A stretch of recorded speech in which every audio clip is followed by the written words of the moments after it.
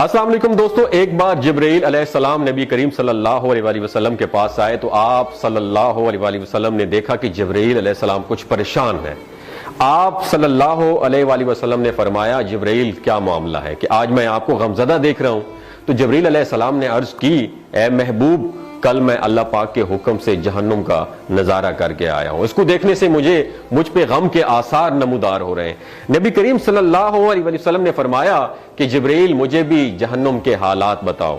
جبرائیل نے عرض کی جہنم کے کل 7 درجے ہیں اور ان میں سے جب سب سے نیچے والا درجہ ہے اللہ ان میں منافقوں کو رکھے گا، اس سے اوپر والے 6 درجے میں اللہ تعالیٰ مشرک لوگوں کو ڈالیں گے، اس سے اوپر 5ویں درجے میں اللہ سورج اور چاند کی پرستش کرنے والوں کو، عبادت کرنے والوں کو ڈالیں گے، 4تھے درجے میں اللہ پاک آتش پرست لوگوں کو ڈالیں گے، اور 3رے درجے میں اللہ پاک یہود کو ڈالیں گے، 2 درجے میں اللہ تعالیٰ عیسائیوں کو ڈالیں گے۔ یہ کہہ کر جبرائیل علیہ السلام خاموش ہو گئے تو نبی کریم صلی اللہ علیہ وآلہ وسلم نے پوچھا جبرائیل آپ خاموش کیوں ہو گئے؟ مجھے بتاؤ کہ پہلے درجے میں کون ہوگا؟ جبرائیل علیہ السلام نے عرض کیا کہ اے اللہ کے رسول، پہلے درجے میں اللہ پاک آپ کی امت کے گناہگاروں کو ڈالیں گے۔ جب نبی کریم صلی اللہ علیہ وآلہ وسلم نے سنا کہ میری امت کو بھی جہنم میں ڈالا جائے گا تو آپ بے حد غمگین ہو گئے اور آپ نے اللہ کے حضور دعائیں کرنا شروع کر دی۔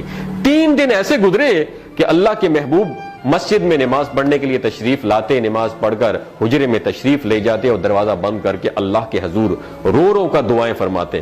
صحابہ حیران تھے کہ نبی کریم صلی اللہ علیہ وآلہ وسلم پر یہ کیفیت کیسے طاری ہوئی ہے، مسجد سے حجرے جاتے ہیں، گھر بھی تشریف لے کر نہیں جا رہے۔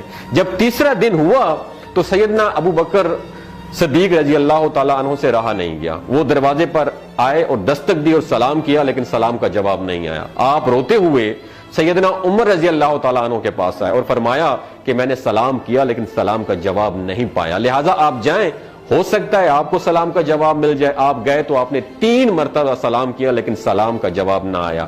حضرت عمر رضی اللہ تعالیٰ عنہ نے سلمان فارسی کو بھیجا لیکن پھر بھی سلام کا جواب نہیں آیا۔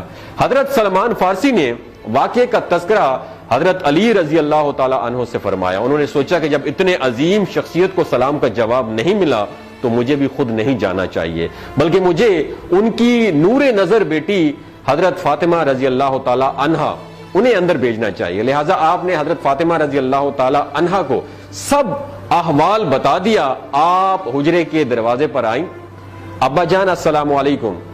بیٹی کی آواز سن کر محبوب کائنات اٹھے، دروازہ کھولا اور سلام کا جواب دیا۔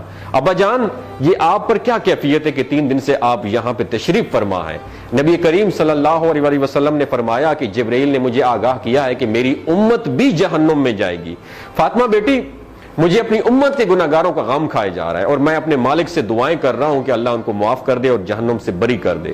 اور یہ کہہ کر پھر آپ سجدے میں چلے گئے، رونا شروع کر دیا، یا اللہ میری امت کے گناہگاروں پر رحم کر، ان کو جہنم سے آزاد کر کے اتنے میں حکم آ گیا وَلَسَوْفَ يُعْطِيكَ رَبُّكَ فَتَرْضَىٰ، اے میرے محبوب غم نہ کر، میں تم کو اتنا عطا کروں گا کہ آپ راضی ہو جائیں گے۔ آپ خوشی سے کھل اٹھے اور فرمایا کہ لوگوں، اللہ نے مجھ سے وعدہ کر لیا ہے کہ روز قیامت مجھے میری امت کے معاملے میں خوب راضی کرے گا، اور میں اس وقت تک راضی نہیں ہوں گا جب تک میرا آخری امتی بھی جنت میں نہ چلا جائے۔ بولتے ہوئے آنکھوں سے آنسو آنا شروع ہو جاتے ہیں بندے کے، جب بندہ سوچتا ہے کہ ہمارا نبی صلی اللہ علیہ وسلم اتنا شفیق اور غم محسوس کرنے والا ہے اور بدلے میں ہم نے ان کو کیا دیا۔ آپ کا 1 سیکنڈ اس ویڈیو کو دوسرے لوگوں تک پہنچانے کا سورس ہے۔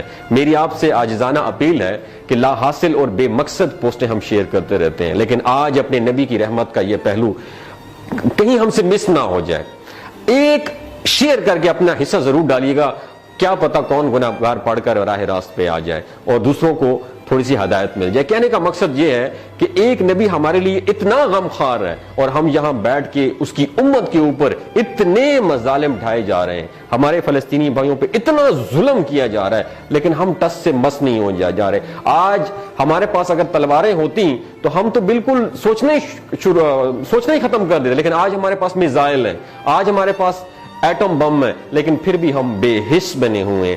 اللہ تعالیٰ ہمیں ہدایت نصیب فرمائے، اللہ تعالیٰ ہمارے لیے آسانیاں پیدا فرمائے اور اللہ تعالیٰ ہمیں نیک کام کرنے کی توفیق عطا فرمائے۔ اپنا اور اپنے ساتھ ہوئے رشتوں کا خیال رکھیے گا۔ اللہ حافظ۔